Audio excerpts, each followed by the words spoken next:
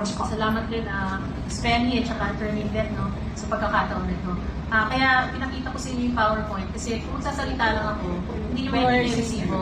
So, mahirap intindihan ang economics Kaya nga, 4 na taon, inaaral yan di ba? So, sana, sa pagsasalaysay ko sa inyo, kasama yung mga pinakita ko sa inyo mga imahe, sana magkaroon kayo ng mental structure para kung salitaan kayo ng gobyerno, mako-compare nyo dun sa pinakita ko sa inyo at malalaman nyo totoo ba yung sinasabi nila o hindi. Kasi numero, hindi nagsisinungaling So, yun ang magiging basehan nyo para supportahan nyo rin yung dapat yung ipaglaban. Kasi ngayon talaga, ang ekonomiya natin, yun nga, generate sa Tagalog, pinagsasakantalahan o pinaghahasa na. Kaya noong 2023 talagang nabahala na ako kasi sabi ko, ibang klase yung corruption ngayon. Kasi si Ma'am Malutikia, bago pa noong 2023, sinasabi na niya sa akin, Cora, ito na ang pinaka-worst na nakita niya sa Congress.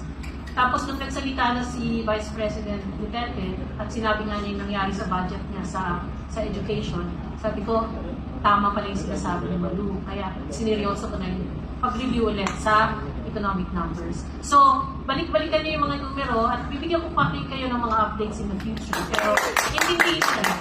Salamat. Salamat.